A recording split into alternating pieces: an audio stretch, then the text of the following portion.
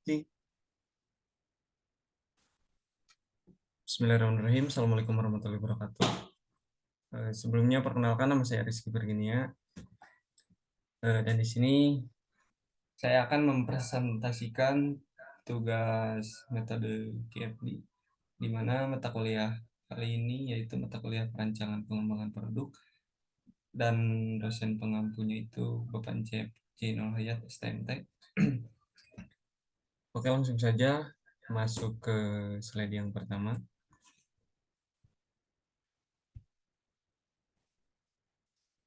Nah, pada slide pertama yaitu membahas mengenai pengertian. Sebelum kita membahas lebih jauh, kita harus tahu dulu pengertian ataupun definisi daripada KFD ini apa.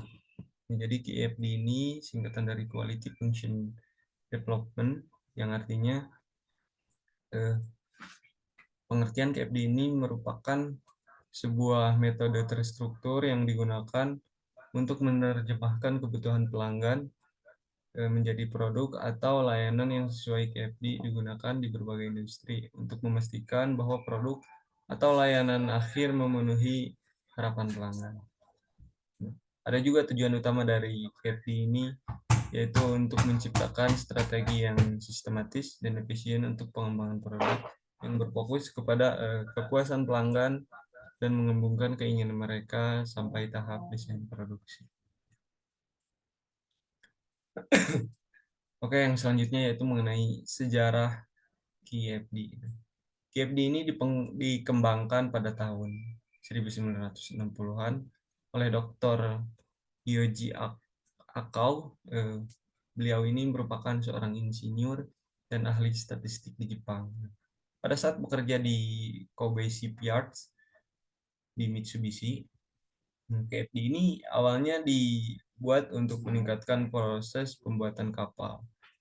Supaya apa? Supaya mengintegrasikan kebutuhan pelanggan di dalam desain produk secara efektif. Metode tersebut menjadi terkenal di Jepang selama tahun kurang lebih 1970-an dan sampai 1980-an, terutama pada saat industri otomotif Jepang. Salah satu produknya yaitu ada Toyota yang mengadopsinya untuk meningkatkan kepuasan pelanggan dan kualitas produknya seperti itu. Nah, yang selanjutnya itu berbicara mengenai KFD dan juga penerapan-penerapannya, tentu ada manfaat yang akan dihasilkan dari metode tersebut. Nah, di sini saya akan menjelaskan beberapa poin tentang manfaat penting dari KFD. Nah, yang pertama yaitu proses yang melibatkan pelanggan, yang dimana KFD ini memprioritaskan kebutuhan pelanggan daripada teknologi dan memastikan produk selaras dengan preferensi pelanggan sehingga dapat meningkatkan kepuasan pelanggan. Lalu yang kedua, ada alat perencanaan yang efektif. Nah, KFD ini diterapkan eh, di salah satu persyaratan produk yang jelas, memenuhi teknik, proses, dan juga perancangan produksi, sehingga dapat merampingkan proses pengembangan dan mengurangi ketidakpastian. Seperti itu. Langkah yang ketiga yaitu meningkatkan efisiensi produksi. Nah, dengan menggunakan standar desain sejak awal, KFD memungkinkan peninjauan berkala untuk menyelesaikan masalah secara tepat waktu, dan juga hal ini dapat meningkatkan efisiensi produksi dan juga mengurangi biaya serta meningkatkan nilai produk. Nah, selain daripada meningkatkan efisiensi waktu dan juga mengurangi biaya, tentunya menggunakan metode ini dapat menaikkan nilai si produk yang perusahaan buat itu. Lalu manfaat yang keempat yaitu meningkatkan kinerja tim. Nah, di mana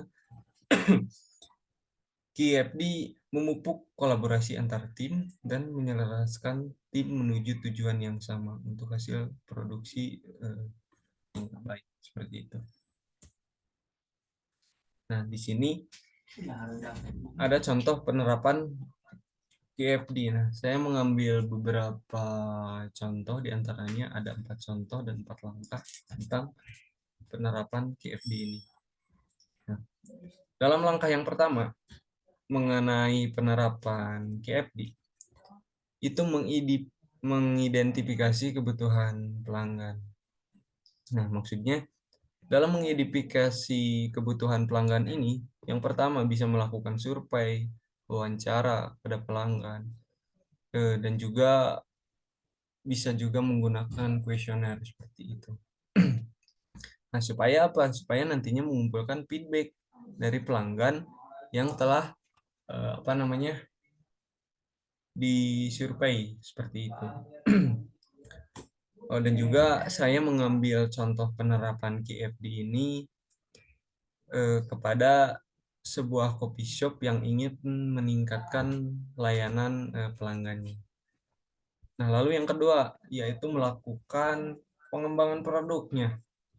Maksudnya pada poin kedua ini yaitu mencocokkan setiap kebutuhan pelanggan dan tindakan atau yang dapat memenuhi. Misalnya contohnya seperti ini, staf yang ramah dan juga penuh perhatian dapat dikaitkan itu ke pelatihan karyawan. Lalu yang kedua, ada pelayanan yang memang cepat melayaninya dan itu dapat dikaitkan kepada eh, pemrosesan pesanan yang efisien gitu. Jadi si konsumen nantinya ataupun pelanggan tidak lama menunggu antrian di coffee shop tersebut.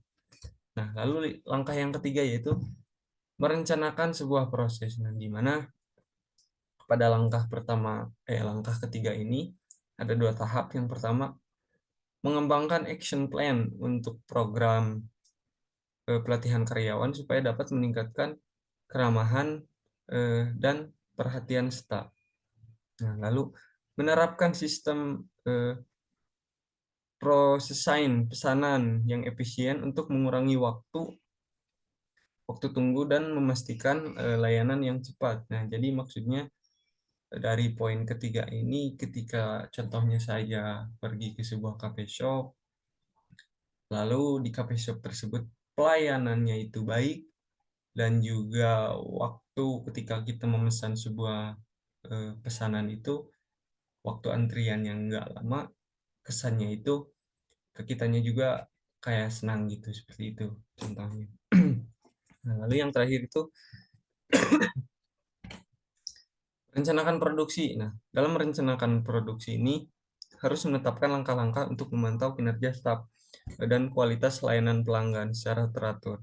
Lalu juga menetapkan atau melakukan tinjauan berkala dan mengumpulkan feedback pelanggan untuk mengevaluasi efektivitas perbaikan yang nantinya ke depannya akan diterapkan. Nah, pada poin keempat ini sangat penting dilakukan yang namanya evaluasi atau tinjauan secara berkala. Tentunya ke depannya ketika kita sudah mengevaluasi atau meninjau secara berkala, nantinya hal-hal yang memang tidak diinginkan ataupun hal-hal yang memang di luar dari kendali kita itu setidaknya kita bisa meminimalisir agar hal tersebut tidak terjadi seperti itu.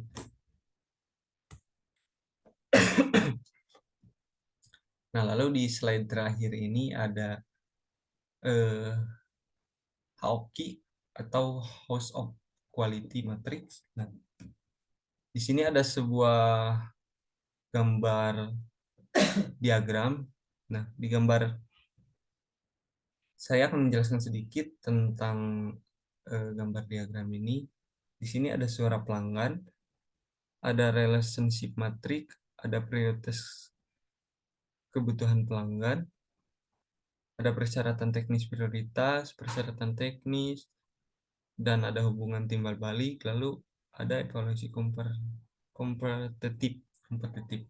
Nah, jadi maksudnya suara pelanggan ini yang tadi di awal kita bisa melakukan survei ataupun wawancara terhadap pelanggan bagaimana kualitas pelayanan di coffee shop eh, yang tadi saya ambil contohnya.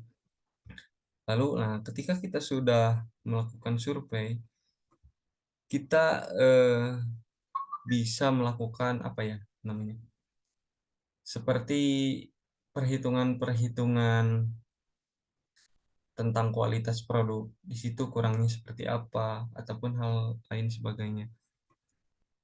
Lalu nah, yang ini yang ketiga ada prioritas kebutuhan pelanggan. Prioritas kebutuhan pelanggan ini disesuaikan dengan produk yang ada di sebuah coffee shop tersebut, dan juga biasanya identiknya ketika di sebuah coffee shop tersebut yang diutamakan dalam prioritas ini yaitu dalam waktu pemesanan.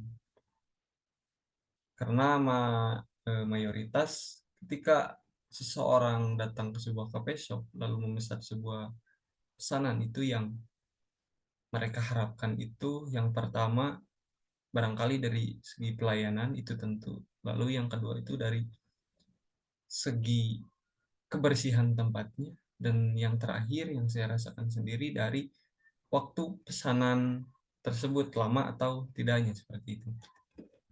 Lalu ada persyaratan teknis prioritas dan juga persyaratan teknis. Nah, yang terakhir ini adalah hubungan timbal balik. Maksud dari hubungan timbal balik ini yang saya pahami itu melingkup dari semua ini, dari mulai suara pelanggan, relationship matrik, prioritas kebutuhan pelanggan, persyaratan teknis, prioritas, persyaratan teknis.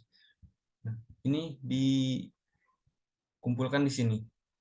Jadi hubungan timbal balik antara pelayan cafe shop dengan pelanggan itu seperti apa, entah itukah baik atau jelek. Itu tergantung dari eh, segi pelayanan yang ada di coffee shop tersebut. Nah, ketika ini sudah dapat hasil dari hubungan timbal balik antara pelayan dan juga pelanggan. Nah, tentunya di sini kita akan mengevaluasi dari kejadian-kejadian seperti ini supaya kedepannya bisa lebih baik lagi, barangkali seperti itu.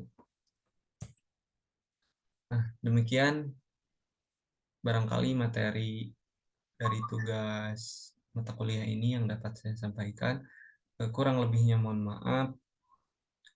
Barangkali kedepannya akan lebih jelas lagi ketika kita mendengarkan penjelasan langsung dari dosen yang bersangkutan di mata kuliah kali ini. Demikian yang dapat saya sampaikan. Sekali lagi mohon maaf. Wassalamualaikum warahmatullahi wabarakatuh.